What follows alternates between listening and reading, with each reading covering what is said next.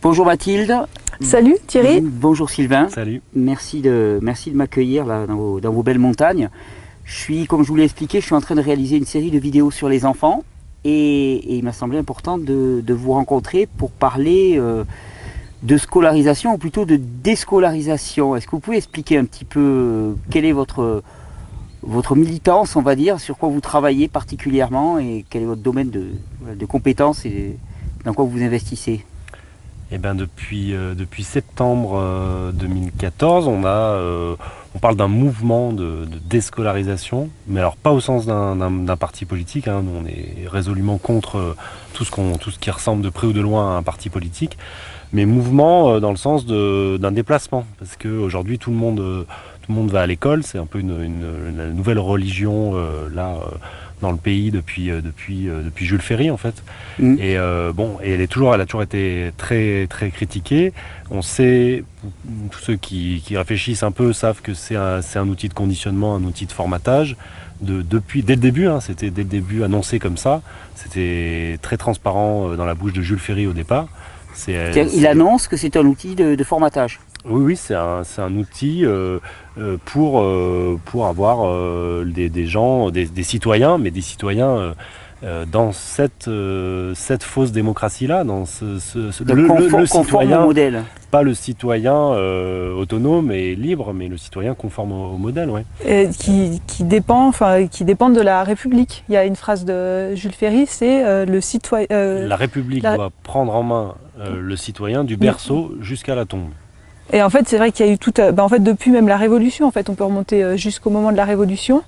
Et il y a eu en fait un projet qui a été en fait la Révolution, ça a été une fausse révolution en fait, ça a été les riches qui se sont accaparés le pouvoir et qui ont construit une démocratie, de ce qu'ils ont appelé une démocratie, mais en fait qui a reproduit une oligarchie. Et après, pour bien asseoir cette oligarchie, ils ont créé l'école en utilisant le mot démocratie. Ouais, d'accord. Et donc oui, c'était le projet avéré dès le départ, quoi. Et donc vous, ce que vous proposez, alors finalement, c'est quoi? Parce que déscolarisation, il y a des familles qui font l'instruction en famille. C'est beaucoup plus que ça, j'ai l'impression. C'est justement, nous, Mathilde a une enfant, Luna, qui est déscolarisée. Et on voit bien, donc c'est intéressant parce que Luna n'a pas la nocivité de cette structure de l'éducation nationale, elle en ressent pas les méfaits. Mais par contre... elle risque de rencontrer peut-être la solitude, des fois quand on quitte l'isolement social, c'est ce qui ressort souvent. Voilà. Même si elle rencontre une autre forme de socialisation, puisque au contraire elle va dans le vaste monde, elle rencontre tout le monde. Mais on parle aussi souvent, le gros obstacle qu'on met, c'est la socialisation. Quand on parle de l'instruction en famille, c'est pratiquement tout le monde le ressort. Oui, mais il faut bien que les enfants socialisent. Mais nous, on dit aussi souvent que les enfants à l'école sont sursocialisés en fait, qu'il y a un enfant d'être par classe d'âge, donc à 30 élèves dans une classe en permanence, alors que tout enfant et toute personne en fait a besoin des moments de solitude et de retrait en lui-même à chaque moment de la journée, il y a aussi une sursocialisation en fait. Et naturellement, on n'est pas du tout porté à être réunis avec 30 personnes dans une classe en fait. Donc nous, en fait, il y a toute l'analyse de cette situation mauvaise là avec le système éducatif d'aujourd'hui. Oui, parce que tout à l'heure, tu avais des mots assez forts. Tu parles de nocivité de l'école. En quoi tu peux me l'exprimer un petit peu? Qu'est-ce que tu lui reproches? La nocivité du système éducation nationale, mais il y a même des gens, il y en a qui vont même encore plus loin que nous, parce que on parle, Alice Miller, qui a écrit un livre qu'il faut absolument lire, C'est pour ton bien. Elle parle de nocivité de l'éducation, parce qu'il y en a souvent qui reviennent à l'étymologie d'éducation, qui est le fait vraiment de conduire, de diriger. Oui. Et cette situation déséquilibrée entre quelqu'un qui dirige et quelqu'un qui est dirigé, on voit bien qu'elle est source de plein de problèmes, parce que celui qui dirige, il a du pouvoir, il y a souvent des abus de pouvoir, en fait, c'est comme en politique, la position, l'occurrence dans laquelle les personnes sont placées font qu'il y a abus de pouvoir, font qu'il y en a un qui met l'autre sous dépendance, et surtout là, après ça dépend l'origine, ça dépend le but. En fait, et quand le but, il est là, au jour d'aujourd'hui, avec l'éducation nationale, il est étatique, avec des programmes qui viennent d'en haut, hein, c'est pas les gens. Qui visent à pousser une idéologie. Et il y a un certain type d'idéologie qui est amené. Et ben là, les gens sont éduqués, donc sont conduits quelque part. Mais on pourrait dire, dans ce système-là, ils sont aliénés, donc ils sont conduits en dehors d'eux, au lieu d'être ramenés, au lieu de... Enfin, la base de la philosophie, la base de la vie, c'est le connais-toi toi-même, prends soin de toi, donc ça, toi tu en connais un rayon. Et normalement, c'est à ça qu'on devrait... si vraiment il fallait éduquer les gens, alors que ce mot pose déjà problème, parce que éduquer c'est conduire, mais s'il fallait les conduire quelque part, ça serait les conduire à se connaître eux-mêmes, à être autonomes, à prendre soin d'eux. Les conduire à finalement détruire l'institution d'éducatif assez rapidement. Il faudrait qu'elle s'autodétruise relativement rapidement. Ouais, c'est ça. Et donc là, en fait, c'est vrai que le point de départ, en fait, donc de l'idée de déscolarisation, en fait, ça va bien au-delà celui de l'école, en fait. C'est pas que déscolariser, sortir de l'école. En fait, il y a l'idée que donc c'est ce que tu dis, en fait, chacun est dans l'idéal, en fait, et à la naissance, je pense que chaque personne naît autonome et est consciente des besoins qu'il a. Un bébé, il pleure pour exprimer son besoin de manger, de froid. Enfin, tout le monde sait intrinsèquement ce qui est très bon pour lui. Et en fait, l'école, ça nous amène peu à peu à ne plus savoir quels besoins sont les nôtres et donc à nous extraire de nous-mêmes, comme tu le disais si bien. Mais donc l'école, en fait, c'est la première institution qui nous extrait de nous-mêmes. Mais ensuite, on peut voir ça. Donc il y a la médecine qui fait l'institution médicale qui fait la même chose. En fait, les médecins qui vont diagnostiquer une maladie qu'on pourrait avoir, alors que si on était attentif à nos besoins, et ça, toi, tu t'intéresses particulièrement à la question, on pourrait très bien savoir comment s'automédiquer, ce qui est bon pour nous, se nourrir, s'alimenter. Voilà, il y a l'institution médicale. Après, il y a au niveau de la politique aussi la même chose. Nous, on part de l'idée que chacun d'entre nous, on est tout à fait capable de s'autogouverner et de se gouverner collectivement en prenant les avis de chacun. Et là, encore une fois, c'est l'institution politique qui prend en charge, donc on nous donne le mot de démocratie encore une fois, et il y a un représentant qui va décider pour la totalité du peuple ce qui est bon pour lui. Et donc en fait, on peut sortir toutes les institutions les unes après les autres en fait pour voir que le fonctionnement est toujours le même, c'est celui d'une pyramide avec quelqu'un qui est au sommet. Et nous, en fait, on nous demande de nous extraire de nous-mêmes et d'obéir à quelqu'un. Et nous, ce qu'on recherche à travers la déscolarisation de la société et de l'école, c'est d'abord d'apprendre à se connaître soi-même et d'avoir confiance les uns en les autres pour pouvoir réussir à faire une structure horizontale, ouverte, où les uns les autres, on apprend des uns, on apprend des autres. Et voilà, on n'a plus besoin d'un référent qui va nous guider vers la lumière. On part de l'idée que la lumière, elle est en nous et qu'on a juste à... C'est une société sans centre d'une certaine manière, en tout cas sans centre humain. Le centre, c'est pour chacun soi-même sa propre guidance. Il y a un mot qui est très important pour nous, que je t'avais donné au téléphone et qu'après tu nous avais fait un clin d'œil dans une vidéo où tu t'étais emparé de ce mot et je me suis dit qu'il était parfait pour toi aussi ce mot. Mais je l'ai saisi avec grand plaisir. Et c'est un mot, alors à chaque fois qu'on le dit, là je ne sais pas combien de personnes vont le connaître, c'est un mot pourtant qui a une construction simple, qui est formé de deux parties simples, mais pourtant il n'est pas connu et pourtant c'est celui qui nous définit, donc je vais le lâcher, c'est le mot d'hétéronomie, on est tous hétéronomes et donc c'est l'inverse de l'autonomie. Et on connaît tous le mot autonomie, c'est un mot courant. Le mot hétéronome, là dans ma bouche, peut faire mot peut-être d'intellectuel pour certaines personnes, alors que hétérosexuel, et puis nomie, on connaît bien aussi ça, astronomie, la loi, c'est la loi, les institutions, ouais. Et donc là, l'état de fait, pour nous tous, on est tous hétéronomes, parce qu'on est dépendants, et on sait pas nos propres lois qui s'expriment. On nous amène quelque chose d'ailleurs et on répond à ces lois qui ne sont pas nos lois à nous. Et toi, tu emploies souvent le mot loi en plus, le cadre. Moi j'insiste beaucoup. Il y a des lois propres à la vie, mais effectivement, là, on nous impose des lois externes suivant une finalité aussi qui fait partie d'une stratégie globale à l'échelle de la société. Et donc Mathilde disait, voilà, on est hétéronome en fait quand elle a parlé de toutes les institutions, politiques, la médecine, on est hétéronome dans toutes nos institutions en fait. C'est pas nos lois à chaque fois qui s'expriment, mais nous, si on a fait de l'école, de la déscolarisation un peu une cause des causes, un sujet assez central, c'est qu'on pense que c'est un peu là, c'est la première institution qui nous rend hétéronomes déjà. Et qui nous habitue à nous soumettre à l'hétéronomie.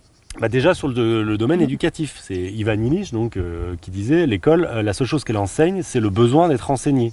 Donc elle enseigne qu'on doit être enseigné. Et qu'il faut se référer à quelqu'un d'autre pour avoir un apprentissage. Voilà. On n'est pas capable de... Ivan Illich que tu cites, enfin, je mettrai des références à la fin de cette vidéo, mais Ivan Illich, de ce côté-là, a énormément écrit là-dessus, dans un livre. C'est ça, nous aussi, là, tu dis souvent, toi j'ai rien inventé, nous-mêmes on a rien inventé, enfin, on voit bien aussi que déjà il y a une littérature abondante que nous on propose sur notre site internet. Hein, oui, on mettra le lien. Qui se sont exprimés vraiment en opposition radicale à l'éducation nationale. Et puis, donc ça, sur pendant le siècle hein, qui s'est écoulé, et puis jusqu'à un peu une sorte de maximum, là, en 71, Ivan Illich qui a posé le truc en disant mais maintenant si on veut libérer les hommes, il va falloir déscolariser la société. Donc là il est sortir du modèle scolaire pour la société tout entière. Scolaire, il parlait même de l'ère scolaire. Il disait donc il faut qu'on sorte de l'ère scolaire, il faut qu'on sépare l'éducation de l'État. Et il disait bien, je vous parle de l'ère scolaire, de la même façon qu'on a parlé de l'ère féodale, de différentes ères pour l'humanité. Et là, on serait dans l'ère scolaire. Et Mathilde et moi, on se propose de faire partie de voix qui proposent de sortir de l'ère scolaire.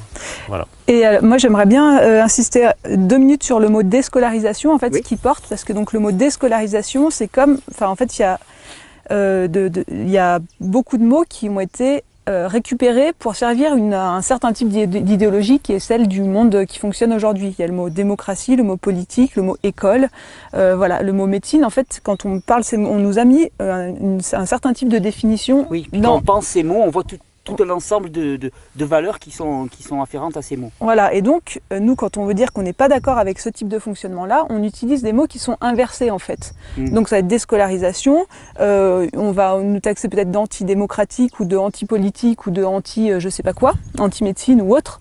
Or, en fait, on est pour l'école, pour la politique, pour la démocratie, pour la médecine, mais simplement, en fait, la définition qu'on leur donne n'est pas du tout la même, en fait.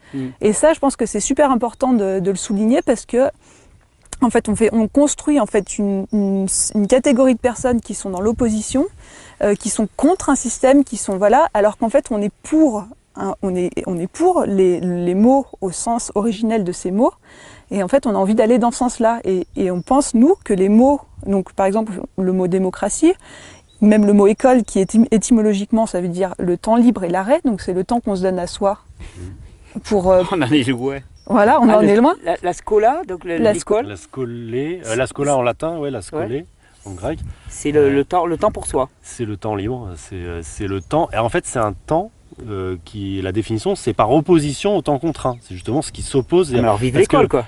Oui, vive l'école. Mais donc nous, là où c'est difficile, c'est qu'on utilise le mot de déscolarisation pour dire qu'on est pour l'école. Mais pour l'école au sens propre du terme. Pour la vraie école, mais pour reprendre le vrai mot. Donc c'est là où tout est très compliqué, c'est que c'est la perversion du système aussi, de se réapproprier les mots et de leur donner un sens galvaudé, ce qui fait qu'ensuite on sait plus, on n'arrive plus à se définir. Et de récupérer tous les mots positifs, c'est ça aussi, tous les mots qui seraient enthousiasmants. Oui, et t'obliger à te poser en contre. Voilà. Et du coup, quand on n'est pas d'accord avec ce système-là, on est contre. Or, on est pour. Et en fait, il faut voir que tous ces mots-là, nous, on est pour la vie, en fait. On pense que la vraie école, au sens partager nos connaissances, la vraie démocratie, au sens s'organiser ensemble, ça favorise la vie avec un grand V, en fait. Oui. Donc, on est pour ça. Donc, je voulais insister là-dessus parce qu'il y a tout le temps une zone de confusion. Oui, une étiquette qu'on vous colle. Voilà. Et puis, surtout les gens, en général, qui se positionnent non, j'allais dire contre, mais de façon différente que ce qu'on nous emmène, il y a tout le temps une difficulté. On peut faire le parallèle avec le mouvement de la décroissance. C'est-à-dire que les décroissants, des fois on leur dit mais vous êtes nuls, vous voulez décroître. Mais ils disent mais non, évidemment qu'on n'est pas pour la décroissance, on est pour la croissance des liens amicaux, on est pour la croissance des végétaux. Mais on les oblige à se définir par quelque chose de négatif. Donc c'est déjà une victoire du système. L'antimondialisation aussi. C'est à nous aussi de... Je pense que c'est malin, moi je trouve ça malin, la décroissance, je trouve que le système il vole tous les mots positifs, donc pour renverser la vapeur, et c'est parce que aussi il y a le problème de la récupération. Quand tu prends un mot positif, le système il va toujours pouvoir le récupérer. Quand tu prends la déscolarisation comme la décroissance, le système aura beaucoup de mal à un moment donné à dire youpi la déscolarisation, parce que non, ça deviendrait grotesque, d'accord. Voilà. Mais c'est vrai que c'est à double tranchant du coup. Et on était, l'idée de scoler aussi, c'est l'idée d'abondance. Tu y étais presque là sur l'abondance. C'est que là, alors, il faut bien avoir en tête que l'éducation nationale, c'est aussi l'organisation de la rareté du savoir. De la sélection. C'est un entonnoir. De toute façon, on parle toujours de l'entonnoir éducatif. On en prend beaucoup et à la fin, il y en a peu qui sortent. Non, mais en termes de contenu, de contenu de tout ce qu'on pourrait apprendre en fait. Là, si je parle de rareté, abondance, je fais le lien avec tous les problèmes qu'on a au niveau de la terre. Pour moi, c'est la même chose. Si les gens avaient accès à la richesse, à la diversité de tout ce qu'on peut apprendre, pour moi, il y aurait tout de suite, on retrouve aussi une abondance au niveau, je sais pas, moi par exemple, moi j'ai fait un parcours général, scolarité classique, on m'a forcé à faire à bouffer des sciences, des maths, etc. L'autre jour, on va à un atelier greffe. J'ai compris que ce mec, donc il était à la retraite et qui faisait encore des greffes. J'ai compris qu'il en avait fait toute sa vie et qu'il en avait fait dès le lycée en basculant, lui, en quittant le général pour aller du côté horticole, etc. et se mettre à faire des milliers de greffes d'arbres. Et je lui ai dit, mais c'est dingue, mais moi je découvre des greffes la greffe à 34 ans, comment ça se fait que j'ai pas pu moi aussi faire un peu des maths, mais pourquoi j'ai pas pu faire un peu de greffe l'après-midi Non, il faut donc, c'est la division du travail, mais c'est la rareté globale en fait, il n'y a pas...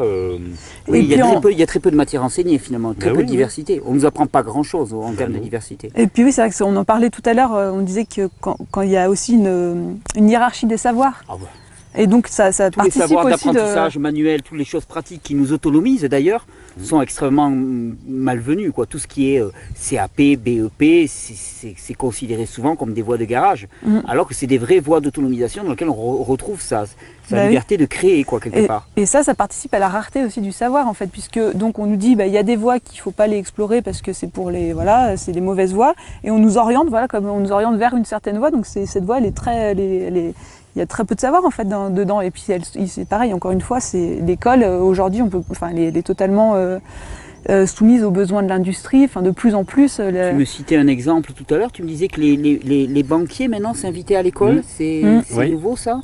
Oui, là il y a tout un programme européen officiel, il y a une semaine, je ne sais pas si elle est passée ou si elle est à venir, une semaine de la banque, où les banquiers rentrent littéralement dans les écoles pour parler argent, pour parler bonne gestion financière dans les écoles primaires. Prendre des crédits. Oui, et dans les écoles primaires. C'est très bien, dès le plus jeune âge, de toute façon c'est là où les esprits sont les plus malléables. On l'a vu aussi au niveau de l'alimentation, puisque les grandes firmes alimentaires sont présentes dans les écoles et sponsorisent même nombre d'écoles. On les voit au niveau de l'idéologie aussi plus globale.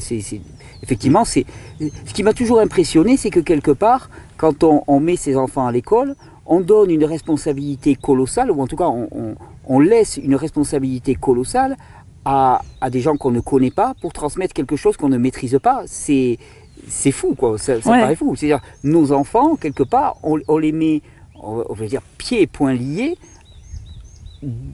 dans un apprentissage dont on ne connaît pas grand-chose, quelque part. Parce que si les choses étaient ouvertes, c'est ça le drame. Finalement, s'il y avait des écoles, les bâtiments, qu'on pourrait parler des bâtiments, parce qu'en fait, il faudrait aussi les dynamiter, puisqu'ils sont moches, ils sont carrés, ils sont impropres à la vie. Et aussi, les bâtiments aussi. Sont pas bons pour se développer. Oui, ils ont aussi été faits dans ce but-là. Ils ont été faits dans ce but-là. Oui, c'est plutôt une symbolique carcérale qu'autre chose. Des petites cellules, des petites classes. Mais bon, encore si ce milieu-là était infertile, mais si dans ce milieu même pourri, les choses pouvaient être ouvertes et qu'on pouvait avoir accès à plein de choses, pas seulement aux banquiers, on pourrait peut-être arriver à obtenir quelque chose. Mais là, si les parents circulaient là-dedans, justement, si on allait vers nous, donc on est contre l'éducation nationale, mais on est pour une scolée qui soit libre, égalitaire et citoyenne dans l'espace public. Parce qu'on n'est pas contre le fait qu'il y ait des gens qui enseignent à des moments des choses, mais et de manière diverse. Donc c'est pour ça que là, un des problèmes qu'il y a, c'est le côté hermétique, le côté sanctuaire. On ne peut pas rentrer. Nous, donc on est. Oui, vous pouvez raconter votre petite anecdote voilà, quand même, parce que vous avez des petits soucis avec ça. Vous avez essayé de rentrer dans une école. Nous, on Oui. ne peut pas rentrer, On mais a- quelque part, toi non plus. Enfin, personne peut. Il y a très peu de gens qui rentrent dans les écoles proposer des savoirs citoyens, leurs compétences, leurs choses. C'est parce que c'est pareil. Il y a Ou alors on peut rentrer, mais un directeur qui va donner l'autorisation. Il y a le tampon de l'inspection d'académie, et donc il y a personne qui rentre dans les écoles en fait. non, en Vous fait, avez on essayé, peut vous, rentrer, de on peut rentrer rentrer du moment où on rentre dans le protocole de la rareté du savoir en restant exactement dans le. Ouais, faut donner ce qui leur Ce qui fait plaisir, en restant dans la ligne. Et donc nous, on est rentré dans un établissement scolaire pour proposer une bibliographie de livres concernant l'éducation nationale, donc des livres critiques. Voilà. D'accord. Et on voulait les déposer au CDI du collège et en salle des profs. Donc on a respecté les protocoles en vigueur, on a sonné, on s'est fait emmener au bureau de la directrice, on a attendu et on a été reçu par elle. s'est fait recevoir, ouais. Et donc on a eu une discussion avec elle, et là en fait il y a eu une discussion qui était polémique, et donc ce qui s'est, enfin pour moi elle s'est pas mal passée en fait, parce qu'une discussion polémique c'est toujours intéressant, mais elle l'a visiblement très mal vécu parce qu'on n'a pas respecté son pouvoir de directrice, on a juste parlé d'humain à humain, et donc cette dame a porté plainte ensuite. D'accord. Et donc voilà, on a été au tribunal. Et sous quel chef d'accusation? Intrusion en milieu scolaire. Intrusion non D'accord, donc autorisée. c'est révélateur. Intrusion en milieu scolaire. Vous êtes d'accord. Donc c'est effectivement que le milieu est fermé. Voilà. Complètement Ah fermé. oui, c'est fermé. Donc il y avait le chef d'accusation aussi, ils avaient mis un outrage par rapport à cette polémique qu'il y a eu, mais ça a été, donc après ça c'est le chef d'accusation, et après il y a eu le verdict. Donc ils ont retenu, il y a une intrusion scolaire aussi qu'ils ont mis de côté, donc ils ont retenu une intrusion en milieu scolaire, et j'ai été condamné à 200 € d'amende avec sursis, donc un truc symbolique. D'accord. Voilà, mais une condamnation quand même, donc au niveau justice, c'est quand même symbolique. On a été condamnés parce qu'on était ensemble, voilà. Alors que nous on est allé proposer, et tu dis on a proposé une bibliographie, mais on propose pas que ça. Nous maintenant on a tout un corpus d'interventions, d'ateliers, De réflexion, de discussion. Voilà, nous on est. Vous forcez personne à quoi que ce soit. Non, T'as jamais pris un élève pour le faire sortir de force de l'école. Non, de fait, nous on aimerait bien pouvoir proposer en fait une pensée critique de l'éducation nationale à l'intérieur même de l'éducation nationale. Et Mais remarquez, visiblement, ouais, c'est pas possible. non. Et, Or, des premières choses qu'ils brandissent, c'est qu'ils apprennent à forger l'esprit critique des élèves, mais en restant dans une petite catégorie, en n'ouvrant pas tous les savoirs. Après, ce qui est important de dire, c'est que si là on est là-dessus, donc c'est vrai que maintenant il y a un côté provocateur, c'est vrai, mais si on travaillait sur le revenu de base, ou sur la critique du nucléaire, ou sur tout ce ou sur les sujets, sur les tiens de sujets, ou sur tous les sujets aujourd'hui émancipateurs pour une nouvelle société là créée, on pourrait pas rentrer non plus. Alors c'est vrai que maintenant on va nous dire mais oui, mais c'est normal que vous pouvez pas rentrer puisque vous allez vous êtes dans la vraie polémique par rapport aux valeurs qui veulent être véhiculées. Voilà. Enfin, vous êtes contre l'école, puis vous allez à l'école, donc c'est normal que ça se passe mal. Mais non, en fait, on travaille aussi sur d'autres sujets. On sait très bien, on travaillait donc avant d'être sur ce sujet, on était encore plus sur la vraie démocratie, donc sur sur l'autogouvernement d'une cité. Bon, bah là, c'est pareil. Là, c'est pas forcément à l'école, mais finalement, dès qu'on est dans la subversion de ce système, bah oui, les portes sont fermées. Donc c'est pour ça que nous aussi, on appelle à cette scolée libre égalitaire pour que toutes les paroles aujourd'hui qui sont malheureusement trop présentes sur Internet. Aujourd'hui, c'est sur Internet est un espace de liberté actuellement, avec tous les inconvénients aussi d'Internet. Bah oui, mais c'est pour ça que des fois je dis qu'il faudrait Internet, des fois sans Internet. C'est-à-dire ce pullulement là, ce grouillement citoyen présent sur Internet. De savoir aussi. Et de savoir tous ces sujets hyper importants. Comment ça se fait qu'ils sont sur Internet et qu'on n'a pas toutes ces conférences, toutes ces choses dans la salle de la mairie du coin le soir, ou pas seulement le soir, la journée. Comment ça se fait qu'il n'y a pas ça? Parce que il y a bien, moi je fais des fois souvent aussi un peu de barreau. Enfin, je suis un peu un activiste à certains endroits dans la ville. Et une fois, parfois, ça m'arrive de faire venir, il y a les gendarmes qui viennent, et il y a un policier un jour, il m'a dit, mais monsieur Rochec, je comprends pas, si vous voulez vous exprimer, parce que moi je milite pour ça, pourquoi vous n'ouvrez pas un blog? Et là, je me suis dit, mais c'est le gendarme qui me dit ça. Il me dit, voilà, l'expression aujourd'hui, c'est un blog. Alors, on t'autorise à un espace de liberté, quelque part. De toute façon, si ça ne réagit pas, tu es allé à l'école et ça a réagi. C'est-à-dire qu'il y a des enjeux colossaux. Parce que sinon, ça ne réagirait pas. Si on peut s'exprimer aussi librement sur Internet, c'est que quelque part, ça ne représente pas tellement de danger que ça. Voilà. Parce qu'ils ont compris que ça restait du virtuel. Et donc, ça apporte. C'est vrai que tous, on a besoin, et on sent un vrai plaisir à avoir ce grouillement de chercheurs, de partage, cette connaissance qui est librement en accès, c'est quelque chose de fabuleux. Mais en même temps, si c'est laissé tel quel, c'est que ça ne représente pas de danger. C'est que finalement, ça ne permet pas la mise en action réelle, et que cette espèce d'atomisation et puis de virtualisation casse un petit peu la puissance de la chose. Parce qu'il faut bien voir que dès qu'on sort d'Internet, sur Internet, il n'y a pas de sélection. On prend un hébergement, on met les vidéos sur YouTube. Il y a pas de personne va nous dire ah bah ça j'aime, j'aime pas. Mais il faut voir que là encore hétéronomie dans le monde réel, dans l'institution, dans les villes, dans les communes. Mais dès qu'on veut faire quelque chose, dès qu'on veut sortir, proposer une parole, quelque chose. Là, c'est pas automatique, c'est tout de suite, il y a les élus qui sont là pour dire oui, non, pour nous ouvrir une salle, etc. Oui, avec la menace toujours que la salle soit fermée au dernier moment, juste avant le début de la conférence. Avec des coûts, vous connaissez ça. Des coûts de fonctionnement. Pareil, il faut louer la salle soi-même, ce qui est anormal. Et moi, je sais que souvent, je m'offusque contre ça en disant c'est pas normal que je doive louer une salle et faire payer cher une salle pour pouvoir m'exprimer. Oui, alors que c'est une salle qui est publique. Qui a été payée avec l'argent du contribuable. Qui est la salle communale, normalement ça devrait être un espace de libre parole. Et voilà, et après c'est pareil pour les bibliothèques aussi. Les bibliothèques, tout est défini, il y a une programmation qui est faite à l'avance par l'équipe en place en fait, c'est eux qui définissent quel atelier il va y avoir, à quel moment tel intervenant va venir, le mercredi ça va se passer comme ça, enfin bon il y a toute une liste. En plus on peut voir que même cette programmation elle n'est pas totalement objective puisque là de plus en plus à la médiathèque de Cognin par exemple il y a des ateliers numériques qui sont programmés, donc il y a de plus en plus l'informatique qui fait son entrée avec donc les tablettes tactiles, tout ça, et on sent qu'il y a des enjeux économiques aussi qui sont derrière. Mais bon, donc au-delà de ça, c'est pour dire qu'en fait cet espace qui est juste une bibliothèque et qui est dite publique, normalement on devrait tous pouvoir s'en emparer et à chaque moment de la journée, arriver, dire bah voilà, aujourd'hui j'aimerais bien pouvoir parler des pissenlits ou alors parler de l'expérience zapatiste ou je sais pas, de 1000 sujets, et donc chacun d'entre nous devrait pouvoir s'exprimer, et quels que soient les âges, des enfants aussi devraient pouvoir s'exprimer. Et en fait, encore une fois, il y a un mensonge sur le mot public, parce que les espaces publics sont gérés et de façon privative. Et le public n'a pas accès, aux lieux publics. Souvent on répond que ça serait difficile, que ça serait, mais ça n'est pas du tout. Ça tient en deux mots-clés, planning et tirage au sort. Normalement, un espace public qui a été financé avec l'argent des impôts, il devrait avoir un planning. Aujourd'hui, ce planning devrait être sur Internet. Personne ne parle de ça. Le planning, il est caché dans le tiroir des élus. Pourquoi les plannings des salles ne sont pas sur Internet avec la possibilité de s'inscrire en 2015 là, sur les salles.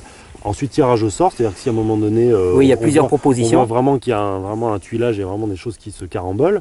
Là, on tire au sort pour déterminer ça. Mais c'est pas. Donc alors, on va dire oui, alors c'est n'importe qui va pouvoir prendre la parole. Eh ben oui, c'est là deux visions du monde. Mais c'est grave ce que tu dis. Ce que tu dis, c'est grave parce que comment est-ce qu'on va pouvoir maîtriser ce qui va être dit?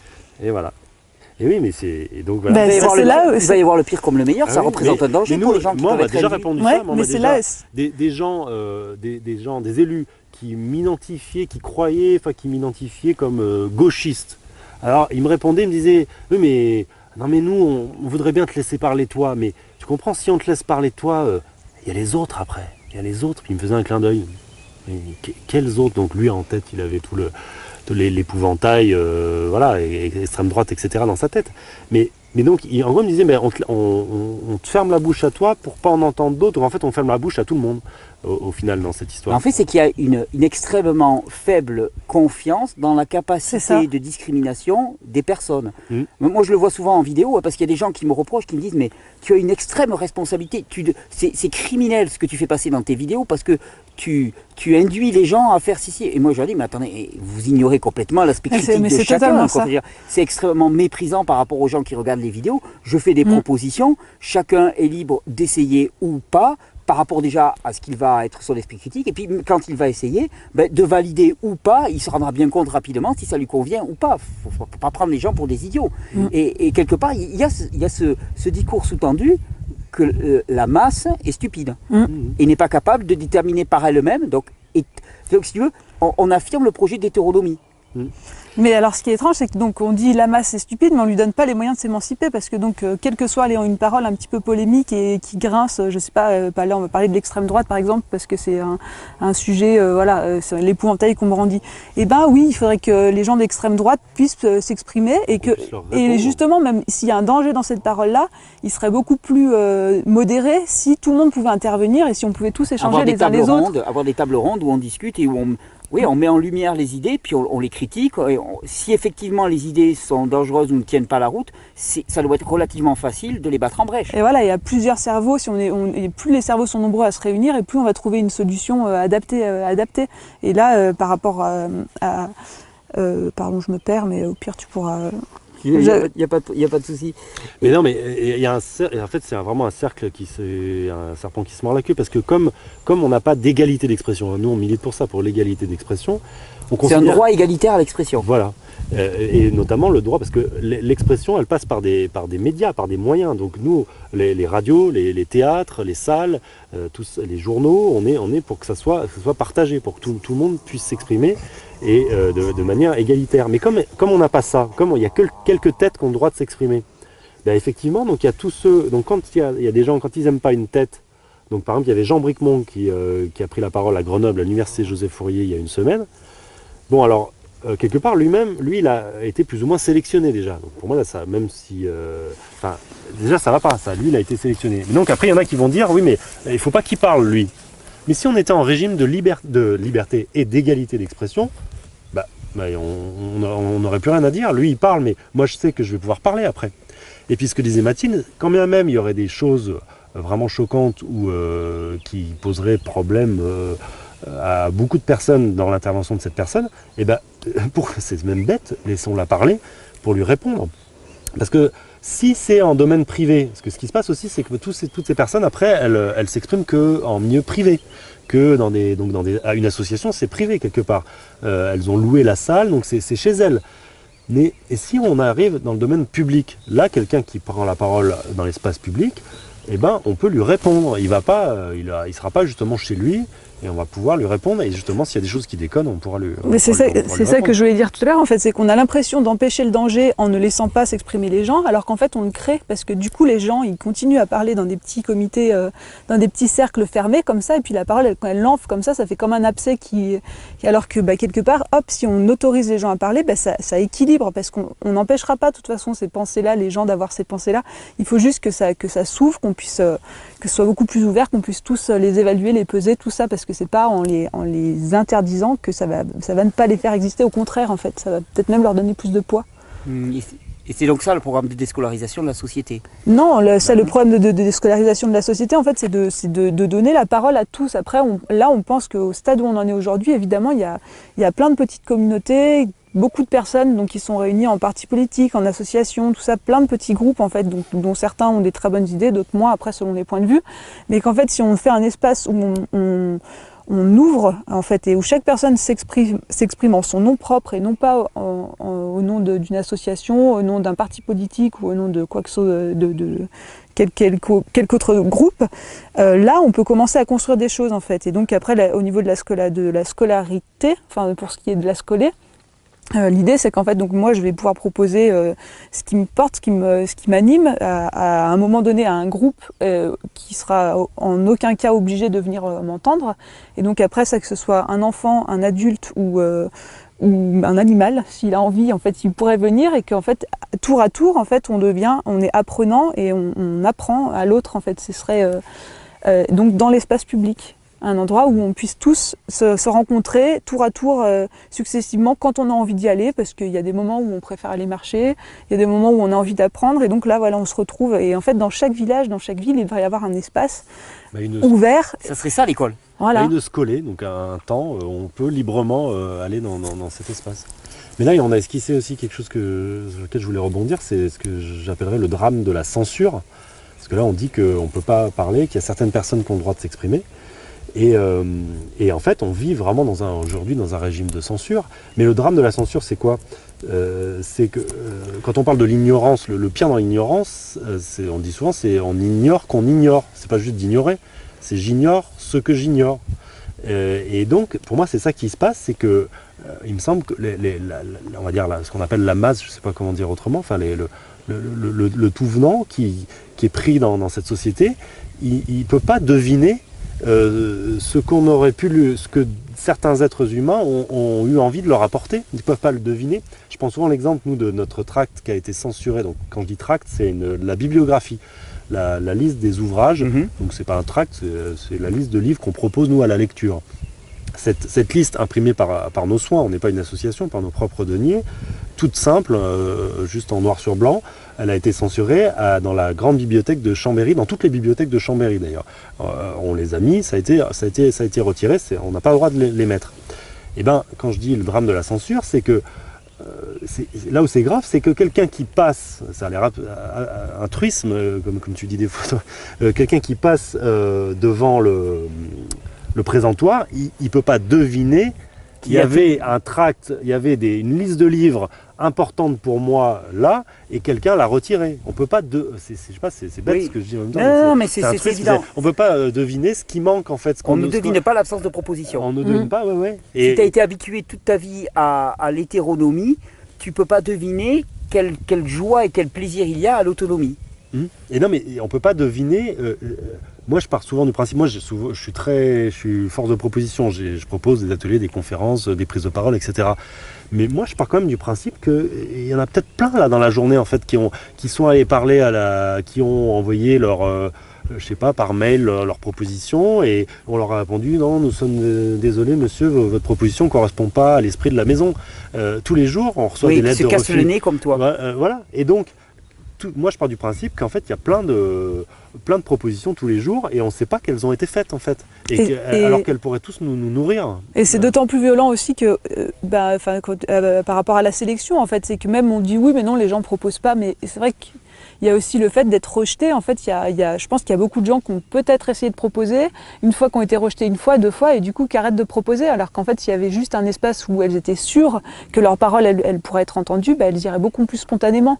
Mais c'est vrai que quand on va proposer avec tous les critères de sélection, les diplômes, tout le pataquès habituel, en fait, l'éloquence, il faut savoir bien parler, que le sujet y soit, il est très normé, donc il faut être finalement, il y a une très petite catégorie de personnes qui peuvent rentrer là dans les critères de sélection, et en fait il y a peut-être quelques personnes qui ont tenté, moi j'en ai fait l'expérience à un moment donné avec un projet associatif qui n'était pas du tout dans les normes de ce qu'on avait, de ce qui était attendu, et donc j'ai été demandé faire la proposition, tout ça, et donc c'est pas entendu, donc au bout d'un moment on se casse les dents à l'institution, du coup on renonce, et des personnes, donc là c'est pas ma propre souffrance qui parle, mais en fait autour de moi j'ai des groupes d'amis, il y a des centaines de personnes, peut-être pas des centaines, mais il y a beaucoup de personnes que je connais qui ont de l'or dans la pensée, dans les mains, qui auraient 1000 choses à proposer, et après donc qui ont peut-être été proposées une fois, ceci, cela, qui n'avaient pas exactement le bon protocole, la bonne manière de mettre la lettre comme il faut, la bonne signature, la bonne date, tout, et qui ont été refusées. Mais combien de personnes ont renoncé aussi tout simplement à participer à la vie publique en fait, parce que ça rentre pas dans la petite case microscopique qu'on cherche à définir, quoi. Et donc il y a un gros problème aussi. Donc drame de la censure et là on retrouve la rareté. Parce que quand on voit il y a une monopolisation et qui ensuite permet d'exercer la censure. Et là j'insiste sur la rareté parce que quand on voit nous on s'est amusé à faire un faux programme alors pas la bibliothèque de Chambéry mais celle de ma commune, Cognin. On s'est amusé à faire un faux programme de tout qu'est-ce que nous on vous verrait comme qu'est-ce que nos propositions plus d'autres imaginaires qui pourraient exister. Donc déjà on ne s'est pas concentré sur un mois, on s'est concentré sur une semaine en montrant qu'il pourrait y avoir des choses tous les jours, que ça pourrait donc émaner avoir une richesse colossale citoyenne. et on a montré cette richesse à comparer de ce qui est proposé actuellement, qui est très pauvre, qui est donc il y a 4 trucs par mois, donc c'est les dames là, les fonctionnaires de bibliothèque qui sélectionnent donc un conteur comme ci, un guitariste voilà, pour les enfants. On est toujours dans une vision professionnalisante, ce sont des professionnels de la profession Exactement. qui viennent, des spécialistes autorisés, et c'est vraiment cette représentation-là qui est à casser. Et alors toujours pour aussi la logique enfant. On n'a pas idée qu'on est tous dans ce monde pour apprendre les uns des autres. Non, on apprend à un certain âge. Quoi ? On apprend qu'à un certain âge. Oui, que ça se passe entre 0 et 18 ans. Et donc c'est vrai que les propositions éducatives, elles sont pour les enfants ou alors pour les adultes. C'est là dans la bibliothèque à côté de chez moi, c'est pour le code de la route, apprendre à taper un CV, l'informatique, voilà pour les adultes.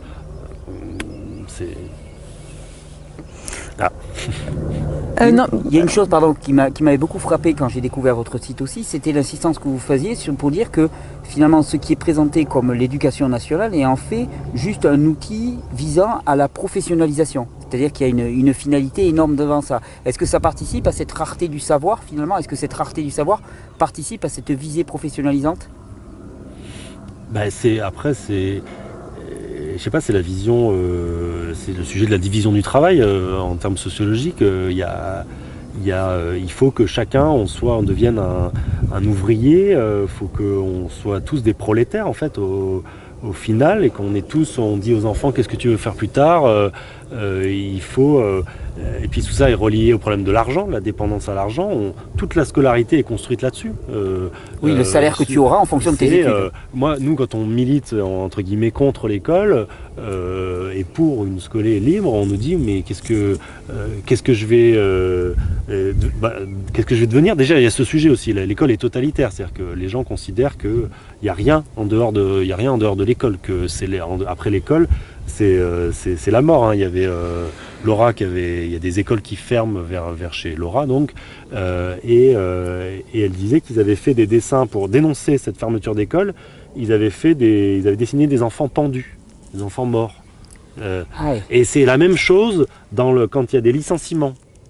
On met aussi des cercueils et l'imagerie qui vient de ça, c'est aussi, t'as jamais vu ça ? Non, j'ai jamais vu quand ça. il y a des licenciements, souvent, donc c'est hormis le travail, c'est la mort. Voilà, c'est là, on a licencié des gens, donc ces gens sont morts. Les enfants ont quitté l'école, donc ils sont morts. Donc voilà, l'école, c'est le problème. C'est pour ça que nous, on lance ce mouvement. On voudrait au moins déjà commencer à sortir de cette situation, d'un truc qui recouvre tout. Il n'y a rien en dehors de l'école.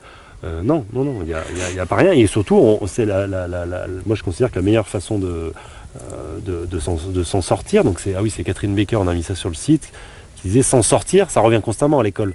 Donc Catherine Baker, elle dit s'en sortir, faudrait peut-être commencer déjà par ne pas y rentrer. D'accord. Catherine Baker. Et c'est vrai qu'au sujet de la professionnalisation, là, c'est vrai dès qu'on est petit, on dit voilà, on nous présente, il faut bien que tu aies un métier plus tard, comme si donc le seul intérêt qu'on ait dans la vie, c'est d'aller apprendre un métier, quoi. Oui. Et que c'est la seule finalité de la vie. Voilà, on doit apprendre quelque chose, un métier. Et donc pareil, l'apprentissage, en fait, on confond l'apprentissage avec donc ce qu'on va nous apprendre entre guillemets à l'école, parce que finalement on nous inculque plus qu'on nous apprend. Et donc on fait l'amalgame entre les apprentissages de l'école, et donc finalement on réussit, alors que là on apprend mille choses. Là on apprend à dialoguer entre nous, on apprend, en fait à chaque moment de la vie, à tous les instants on apprend, et ça on le fait du moment où on sort du ventre de notre mère, et peut-être même avant en fait, parce qu'on apprend les sons, tout ça, jusqu'à notre mort en fait. C'est comme respirer, on le fait tous les jours spontanément. Et là en fait le gros leurre aussi de l'école, c'est de nous faire croire que on apprend juste à l'intérieur des murs de l'école. Tout ce qui n'est pas école n'est pas du vrai apprentissage. Voilà. À la limite, Et c'est donc, du loisir, c'est du. C'est ça. C'est pour de la rigolade. Et que tous les apprentissages, et que tous les apprentissages sont liés au fait d'avoir un métier. Donc là, il y a un gros délire, quoi. Après ça, il y a l'argent directement. Hein. On est dans des systèmes de dépendance à l'argent. On nous rend dépendants à l'argent. Donc très tôt, on fait comprendre à l'enfant que là, s'il veut s'acheter des chocobéennes, ça coûte de l'argent. Donc pour avoir de l'argent, il faut travailler. Donc l'idéologie du travail, en fait. C'est l'outil de soumission. L'argent est l'outil de soumission par excellence. Donc ouais, l'idéologie de l'argent, l'idéologie du travail qui est diffusée par l'école en masse, et on le voit, c'est très tôt. Hein. Moi, si je m'adresse dans la rue à des enfants de 13-14 ans, c'est déjà bien, tout est déjà là sur la logique argent, travail. Et puis même les enfants très tôt, ils pensent à l'aspect maison. Enfin, ils voient bien qu'à un moment donné, ils vont vouloir leur indépendance, se loger. Bon, bah là c'est pareil, il y a tous les chapitres après de l'autoconstruction, l'autonomie alimentaire. Oui, on apprend à se professionnaliser pour avoir un métier, pour se payer une maison, plutôt que d'apprendre à se construire sa maison soi-même et s'autonomiser à ce niveau-là. Ouais, donc c'est un gros projet, quoi. La déscolarisation, disons que la dissémination du savoir à l'échelle de toute la société et la légitimation de ce savoir. Oui, c'est ça. Et alors, après, il y a juste, en fait, je suis totalement d'accord avec ça. Il y a un sujet sur lequel on n'a encore peut-être pas, qui est très très très très important aussi. C'est le sujet de la domination de l'adulte sur l'enfant, en fait. Et de nous. Tu parlais d'Alice Miller tout à l'heure. Voilà. Elle ouvre bien là-dessus. Hein. C'est ça. Et en fait, l'école aussi, c'est une manière d'asseoir aussi cette autorité de l'adulte sur l'enfant et à travers ça aussi de l'État sur le citoyen. En fait, c'est un peu les deux. Oui, on apprend à la fermer, hein, pour le dire vulgairement, devant quelqu'un qui représente l'autorité. Donc au début c'est l'adulte, après c'est l'État, c'est l'institution, mais on apprend la soumission. C'est une fabrique de la soumission. Ouais. Et nous on milite vraiment pour l'égalité, mais l'égalité totale entre les enfants et les adultes, en fait, qu'il n'y a pas de différence, si ce n'est une différence d'expérience, si ce n'est une différence d'âge, mais au-delà de ça, il peut y avoir, un enfant il peut être beaucoup plus doué, je sais pas, en faisant du roller par exemple, il aura plus d'expérience que quelqu'un qui n'en a jamais fait, et donc il va pouvoir lui apprendre à faire du roller parce qu'il aura une super expérience. Attends, c'est le chaos ça, ce que tu me présentes. Non, c'est l'inverse du chaos. Mais ça ferait détruire beaucoup de choses en effet, mais ça en construirait. Oui, mais c'est arriver à reconnaître que l'enfant peut avoir quelque chose à apprendre aux autres. Oui. C'est-à-dire que les enfants ne sont pas des boîtes totalement vides, incapables de quoi que ce soit. Moi, c'est ce dont je m'étais rendu compte, c'est que dans tout le modèle éducatif, il y a un mépris profond de l'enfant. Un peu comme quand je te disais, moi quand je fais des vidéos, les gens me disent mais tu te rends pas compte, la responsabilité que tu as par rapport aux gens, c'est donc partir du préalable que la plupart des gens qui regardent ces vidéos sont des gens qui n'ont aucune capacité à penser par eux-mêmes et sont stupides. Alors que c'est pas le cas. Mais là, c'est aussi penser que l'enfant n'a rien à transmettre, ne peut rien nous apprendre, qu'il ait une boîte vide et assez dénuée de réflexion par lui-même.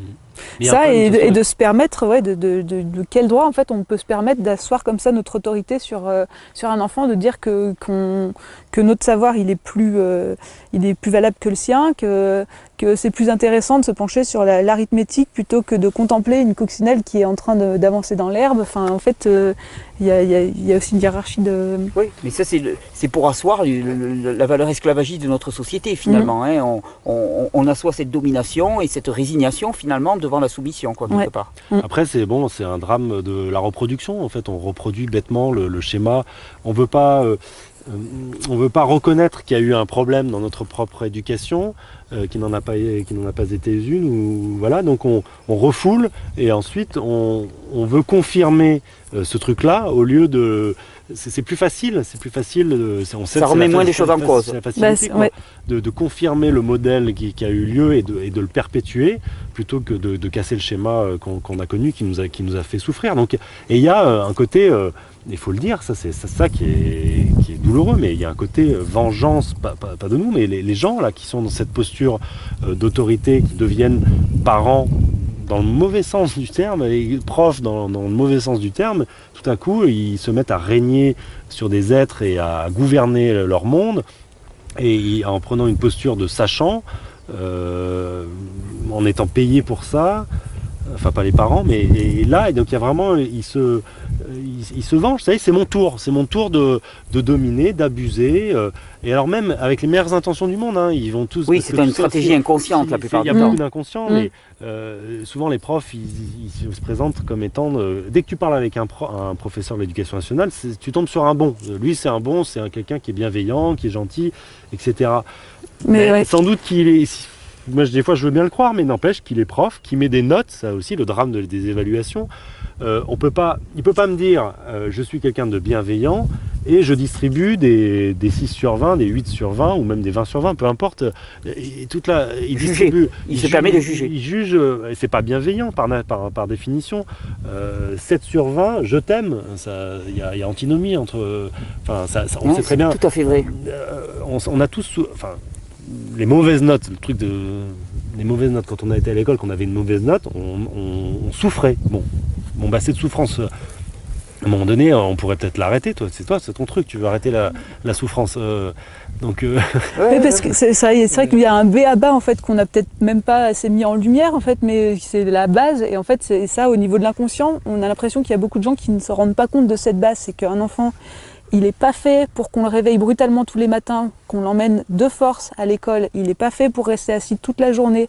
Il n'est pas fait pour changer toutes les heures d'apprentissage. On fait des mathématiques, il n'est pas fait pour, à telle heure, on lui dit tu vas manger. Enfin, en fait, tout le rythme de l'école, en fait, tout ce qui est basé, être assis, il n'est pas fait pour ne pas communiquer avec son copain de classe quand il en a envie. Enfin, il a envie de parler avec le voisin, il a envie d'aller courir dans la cour. Oui, c'est juste l'inverse des lois physiologiques et c'est pour ça que c'est aussi inefficace d'ailleurs. C'est ça. On est vraiment contre l'élan de vie spontané d'un enfant. Et ça, c'est tellement basique. Et pourtant, donc c'est là qu'on se dit qu'il y a des choses au niveau inconscient qui se jouent, puisque en fait, la plupart des gens ne sont même pas conscients de ça, en fait. Ils sont même pas conscients de la violence que subissent les enfants tous les jours à l'école, en fait, de ces obligations dures, de cette soumission physique, mentale. De chaque enfant, quand il pénètre dans une école, il est soumis à... Voilà, il dresse son corps, il est obligé de se contenir mentalement, de concentrer son attention sur quelque chose dont il n'en a éperdument rien à foutre. Et là, pour moi, il y a un gros nuage de fumée à dissiper là, à cet endroit-là, de dire, mais là, si on respecte les enfants, si les enfants ils sont libres et s'ils sont nos égaux, mais jamais on n'imposerait, Thierry, je t'imposerai jamais, Thierry, tu t'assois maintenant et tu m'écoutes, tu vois ? C'est vrai que je suis très réactif à l'impératif. Voilà. Les amis qui me connaissent savent que quand on me parle à l'impératif, c'est très, très, très difficile pour moi. Je me bloque immédiatement. Et en fait, les enfants, c'est pareil, quoi. En fait, on est tous pareils là-dessus. Tu parles souvent des lois, ça, c'est au niveau des lois. Enfin, on n'aime pas, on nous donne des ordres et pourtant, les adultes se permettent de donner des ordres tous les jours aux enfants, quoi. Et là, voilà. Il y a une véritable idéologie de l'enfance. Il y a un bouquin, donc c'est Shulamit Firestone. Elle dit pour l'abolition de l'enfance. Donc elle explique. Tu me donneras ces références, je les mettrai pour l'abolition de l'enfance. Oui, elle est pour l'abolition, en sous-entendu du concept politique de l'enfance. C'est-à-dire que l'enfance, déjà, donc enfant, là aussi, il faut refaire de l'étymologie. Donc enfant, infans en latin, c'est celui qui ne parle pas. Donc de toute façon, il y a un problème avec le mot. Oui, parce que tu es enfant jusqu'à 2 ans, même pas, jusqu'à... Voilà. Mais c'est pour ça que je pense que c'est politique. Enfant, celui qui ne parle pas, ça veut dire... Celui à qui on nie on empêche la parole. Donc c'est pour ça que des collègues à nous qui pourraient être pour la déscolarisation, ils seraient même pour ne plus utiliser ce mot-là, en fait. On avait appelé Nico, il parlait de jeunes. Alors jeune aussi, ça a une autre connotation aujourd'hui. C'est difficile après de retrouver le bon mot. Mais voilà, comprendre, donc c'est Shulamit Firestone, elle explique que l'enfant est une création politique, que c'est une classe sociale qui est... comme les retraités, comme toutes ces classes-là. C'est une classe d'opprimés, elle les compare avec c'est une féministe engagée, Shulamit Firestone, donc elle compare les enfants, elle dit que c'est un peu le même genre de classe que la classe... que les femmes, comment les femmes ont été opprimées, ou les ouvriers, en fait. Il y a plein de points communs, elle montre tous les points communs entre ces classes d'opprimés. Et donc elle dit qu'il faut carrément en finir avec l'enfance. Non, mais c'est pour ça qu'avec Mathilde, on est même pour l'instant encore tendre, parce qu'on pourrait... Donc il y a abolir, pourquoi pas, l'éducation, le fait de forcément conduire les gens, mais voilà. On pourrait aller, nous, à un moment donné, ça nous a effleuré l'idée d'aller vers un mouvement planétaire de libération des enfants. Il n'y a plus d'enfance au sens être mineur, soumis... privé de droits, soumis aux autres, soumis à tous les adultes autour. Ah oui, je pense, ça me vient, j'ai plein de choses qui me viennent en tête. Un truc qu'on brandit souvent, c'est le réseau de mafiosi des adultes que nous a été présenté par Léandre Bergeron, qui a un super livre à lire aussi. Son livre s'appelle Comme des invités de marque. Il raconte sa vie avec ses 3 filles qui ne vont pas à l'école. Combien c'est merveilleux, tu connais le... Je n'ai jamais lu le livre, j'ai raté son passage en France, où sa fille est passée en France. Sa fille est passée en France, mais j'ai beaucoup entendu parler de lui, Léandre Bergeron, qui est d'origine québécoise, c'est ça ? C'est ça. Et lui, donc dans ce bouquin, à un moment donné, il décrit superbement ce qu'il appelle le réseau de mafiosi des adultes. Il dit que finalement, les adultes, vis-à-vis des enfants, on se comporte comme un avec réseau des connivences, voilà, avec des codes, avec des... Ouais. c'est bien vu. on est ligués et liés. Oui, on fait des blagues à leurs dépens même. Voilà, on se moque, et le parallèle avec un réseau de mafieux est chouette, quoi. Et du coup, c'est vrai qu'on parle très souvent aussi de dire qu'en tant qu'adulte, enfin donc après on peut enlever l'adulte enfant, mais bon, en tant qu'adulte, on devrait aussi prendre beaucoup plus souvent position pour les enfants qui sont en position de maltraitance. Quotidiennement en fait, on croise qu'elle tous soit physique ou psychologique. voilà, parce que je pense qu'on est tous amenés chaque jour à voir dans une rue une maman agacée, alors sans blâmer non plus la maman forcément, hein, mais qui va dire mais arrête, mais t'es vraiment n'importe quoi, mais t'es trop nul, enfin toutes ces situations qu'on peut voir au quotidien. Et en fait cette même scène, ce serait un homme sur une femme les gens interviennent en fait sur la violence, mais là ça paraît, en fait c'est même invisible, les gens s'en aperçoivent pas. Oui, il y a un droit à la violence verbale et physique sur les enfants, mais il y a encore peu de temps, on avait le droit de frapper les enfants. Donc c'est quand même le droit à l'humiliation, en fait, les enfants ils sont humiliés quotidiennement, et nous on aimerait bien que voilà, on s'empare en fait qu'on prenne la défense de ces petits êtres qui sont malmenés en fait. Plus souvent, plus quotidiennement, et qu'on ne le fasse pas forcément parce que c'est vrai que la personne qui violente les enfants, elle est elle-même soumise à ces problèmes mentaux, mais n'empêche que c'est elle qui agresse, quoi. Donc qu'on puisse intervenir, qu'on dise non mais tu ne devrais pas parler comme ça à ton enfant, non là, c'est pas normal ce que tu fais. Que ça ne soit plus acté par la société, que c'est tout à fait anodin de crier sur un enfant. Et là donc en pratique, déscolariser la société, on commencerait comment? C'est comment là, tu vois, les gens qui ont vu cette vidéo, on s'y prend comment? Bah déjà, il faudrait rassurer. Moi, il y a une image qui m'est venue il y a une semaine là, pour un peu tenter de rassurer les gens, parce que c'est vrai que ça peut... L'école étant un peu une sorte de truc énorme, là, un passage obligé, les gens, quand ils entendent parler de déscolarisation, ça peut vraiment choquer. C'est tout un pan de la vie qui s'écroule. Et ouais, donc l'image qui m'est venue, c'est de dire, nous, on parle pas de dynamiter le barrage, là, la paroi, mais d'ouvrir les vannes, de commencer. Ça veut dire que dès que ça veut pas dire que là, si vous n'êtes pas en capacité de déscolariser, parce que déscolariser, ça passe, donc c'est à la fois sortir de l'école, et puis c'est se déconditionner quand on est adulte, et c'est sortir de l'école, et puis c'est rejoindre des espaces fertiles d'éducation libre. Donc on n'est pas forcément, c'est comme toi quand tu parles on sait où est l'idéal, on sait où est-ce qu'on veut aller, mais peut-être que le chemin pour y aller, il dépendra de chacun. Donc c'est pour ça que voilà, on comprend tout à fait que là, les gens peuvent pas du jour au lendemain, par exemple quand on a des enfants, les déscolariser, parce que derrière, effectivement, c'est toute une recomposition de par exemple, la disponibilité des parents, voilà. Mais par contre, il y a peut-être une démarche à entamer avec une réflexion sur des années, avec une direction. Voilà, savoir où on va, et peut-être c'est ce chemin-là à atteindre, mais en même temps c'est intéressant parce que si c'est ça le but, de dire on va déscolariser, par exemple, on voudrait que les enfants, on pense que c'est pas bon qu'ils aillent à l'école, eux-mêmes ils en souffrent, bon là on n'y arrive pas, mais donc on va s'organiser dans les mois, les années qui viennent, et peut-être à un moment donné y arriver. Donc c'est pour ça que quand je dis ouvrir les vannes, ça veut dire, parce qu'il faut que toute personne par contre qui est en capacité de le faire, elle le fasse, quoi, qu'elle attend pas, qu'elle tergiverse pas, voilà, qu'elle le fasse, pour que ça fasse 1 + 1 + 1. On a commencé nous un compteur à se compter sur notre site avec une carte, voilà, pour qu'il y ait un compteur de déscolarisation et que ça fasse 1 + 1 + 1 + 1. C'est sûr que moi je m'attends pas à une sorte de grand soir vis-à-vis de ça, où d'un coup tout le monde sort des écoles, mais petit à petit induire un mouvement, donc qu'il y ait de plus en plus de gens qui sortent des écoles et qui s'entraident, parce qu'en fait c'est ça aussi, c'est qu'après... On dit souvent il n'y a pas de salut individuel, il n'y a que du salut collectif, mais là c'est exactement pareil, individuellement c'est impossible, c'est pas juste. L'enfant coincé entre ses deux parents, c'est pas du tout un modèle viable, c'est collectivement qu'on peut le mettre en place. Oui, parce que alors c'est vrai que nous, vous pouvez aller voir sur notre site, il y a la liste un peu des méprises courantes par rapport à cette idée de déscolarisation, et souvent les gens comme on raisonne toujours en termes de boîtes. Il y a la boîte école, la boîte famille, la boîte travail, la boîte du loisir.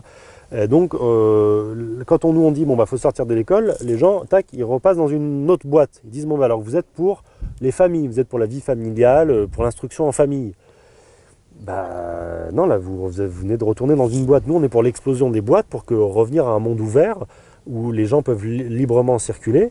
Donc voilà, donc on n'est pas pour, parce que la famille aussi ça pose problème. Si l'enfant il est bloqué chez coincé lui, dans une famille qui est de type carcéral, c'est catastrophique. voilà, ça peut être l'école peut être une libération pour certains enfants qui sont dans une structure carcérale. Et c'est pas parce que l'école est une libération par rapport à l'infamie de certaines familles qu'il faut valoriser l'école, parce que c'est pas une solution. Voilà, c'est moins pire, c'est moins pire, et ça parce qu'il y a beaucoup d'élèves qui pourront dire moi je préfère aller à l'école parce que chez moi il y a personne, ou mes parents sont violents avec moi, et ainsi de suite. Donc je le comprends aussi, mais l'important c'est pas de s'arrêter à l'école, c'est d'aller vers une diffusion du savoir qui soit beaucoup plus large et égalitaire. Ouais, par rapport aux solutions que tu demandais, enfin, il y a se concentrer sur l'espace public, parce que donc tout est lié en fait. Les parents travaillent, donc leurs enfants sont à l'école, donc ceci, donc cela.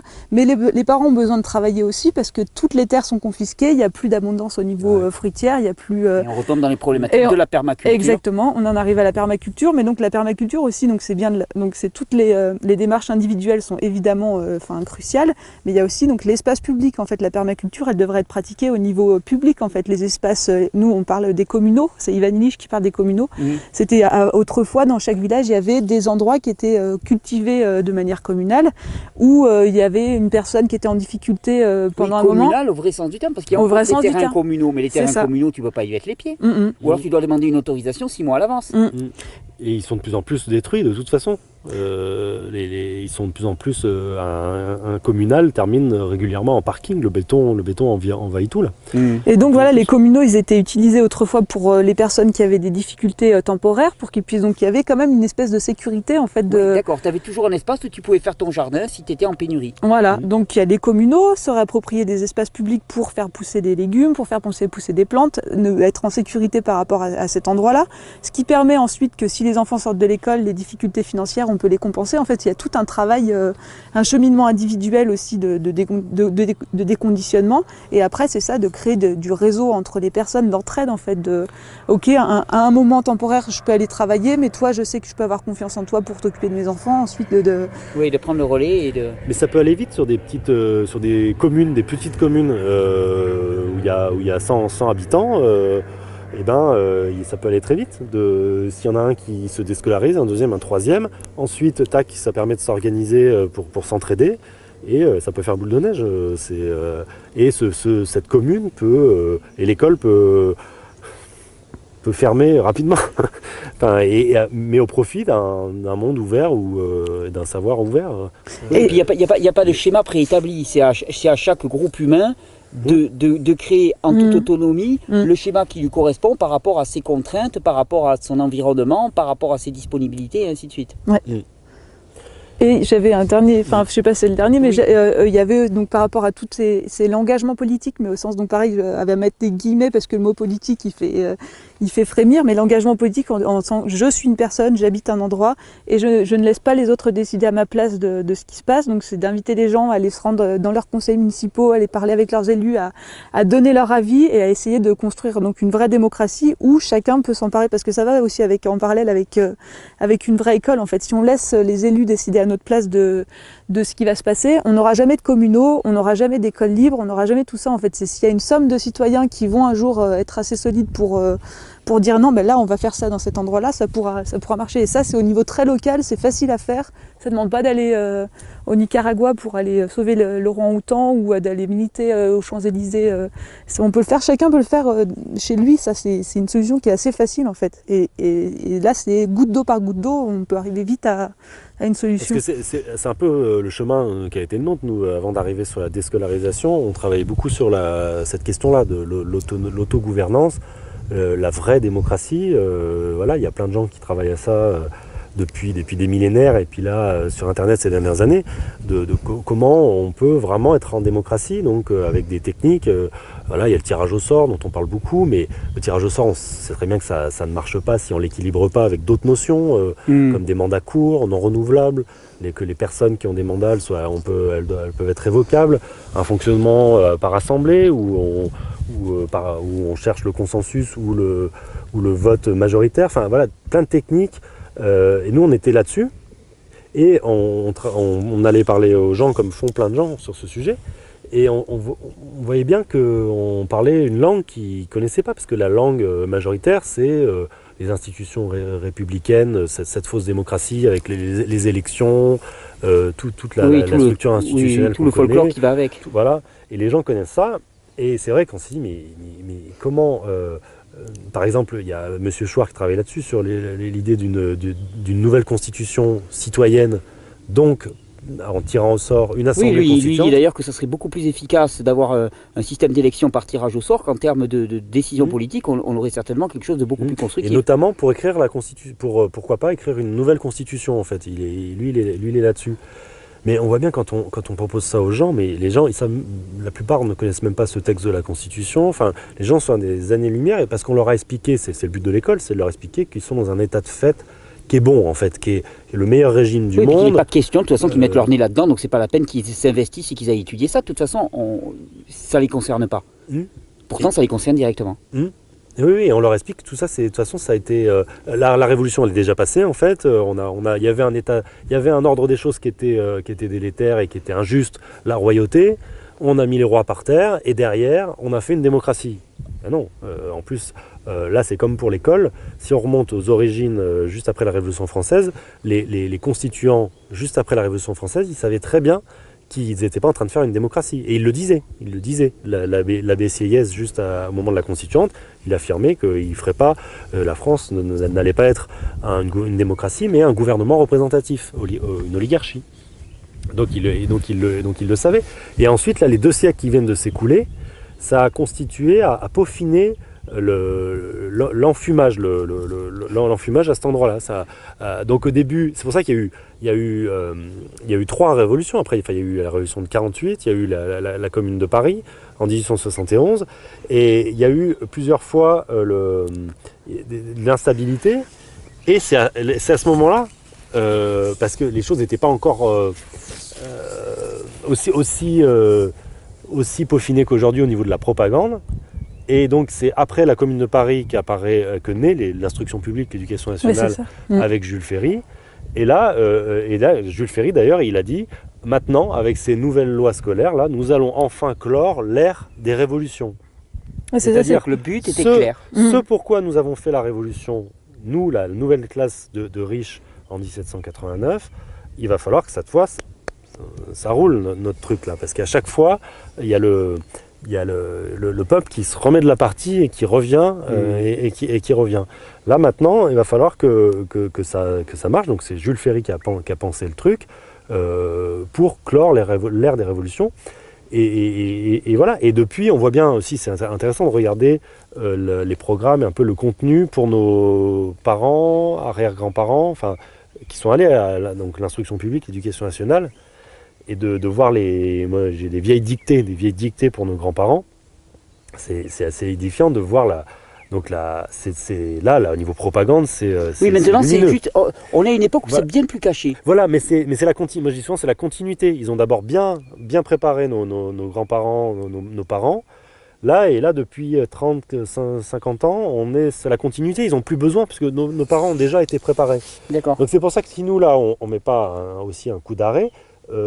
Ça peut aussi durer 5000 ans cette histoire en fait, une fois que les choses voilà, là ça fait que 130 ans mais 5000 ans on va essayer de faire autrement. Voilà, non mais je veux dire, une fois que tu prépares je veux dire, après je sais pas moi au niveau hérédité comment ça se fait, non, enfin on voit bien au niveau domestication des animaux que la domestication plus tu domestiques un animal, il devient, les descendants sont toujours plus domestiqués. Et plus dégénérés.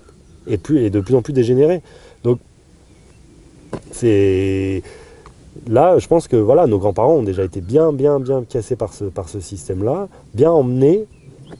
Et aujourd'hui, à part des gens qui tomberont sur cette vidéo ou certains milieux, c'est pour ça que ma grande question, c'est comment détruire ce mur culturel, comment faire se toucher, comment faire pour que... pareil pour tes sujets à toi, tes sujets à toi, je sais pas comment je m'exprime, mais ouais. Le sujet de l'alimentation, comment faire pour que le prolétaire, mais vraiment au sens large du mot prolétaire, puisse avoir accès à cette information. Le prolétaire qui va s'intoxiquer dans des grandes surfaces et qui pense qu'on est en démocratie, comment il fait pour arriver jusqu'à toi un peu tout le travail que tu fais au niveau alimentation, arriver à ce discours-là sur l'école, sur la démocratie, comment on fait? Et donc c'est pour ça que moi on arrive à l'idée d'une école libre, égalitaire, pour que ces sujets puissent émerger. Et puissent être partagés. Ouais, parce que sur Internet, on ne trouve aussi que ce que...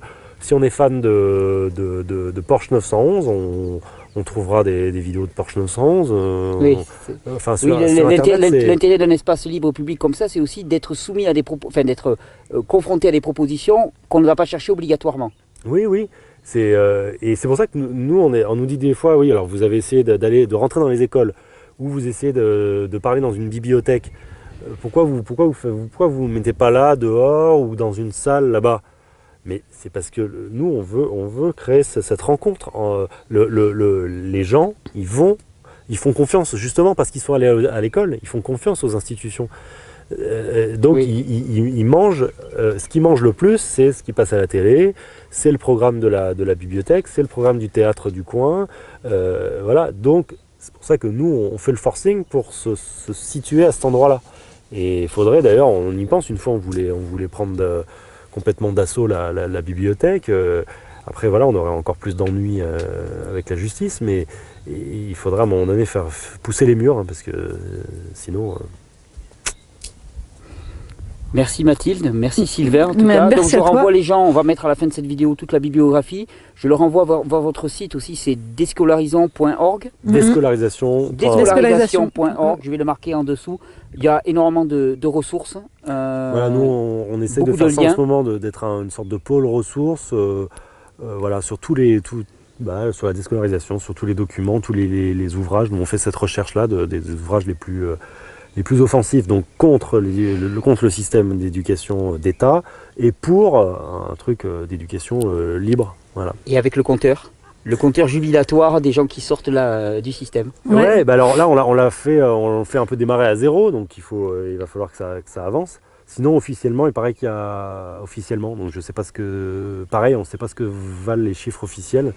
Donc c'est aussi pour ça qu'on voudrait les vérifier. Mais sinon les chiffres officiels, c'est 30 000, il y a 30 000 enfants en France qui sont non scolarisés. Ah, mais il y a quand même 30 000 heureux. Mais non, les 3 000 parce que il n'y a que 3 000 qui sont vraiment ce qu'on appelle en apprentissage informel et autonome. Oui, le reste c'est le CNED, voilà. Qui n'est qu'une réplication de la coercition. Mais après ça peut être un passage, il y en a certains qui commencent avec le CNED et après ils arrêtent le CNED et ils passent aux apprentissages informels. Oui, vous avez beaucoup de citations aussi de John Holt par exemple, qui a beaucoup travaillé sur les apprentissages spontanés et qui montre l'efficacité colossale. Donc c'est tout un monde à découvrir, je renvoie les gens vers votre site. Tu peux peut-être terminer avec la phrase de John Holt là sur... Je la connais pas par cœur, mais en gros il explique que c'était un professeur très ingénieux, toujours prêt à trouver plein de ressources pour intéresser les élèves. Et la fin de la citation, ce n'est qu'avec douloureusement, croyez-moi douloureusement, que je me suis aperçu que c'est quand j'enseignais le moins que les élèves apprenaient le plus. Merci Mathilde, merci Sylvain. Merci Thierry. Merci de m'avoir accueilli dans vos montagnes.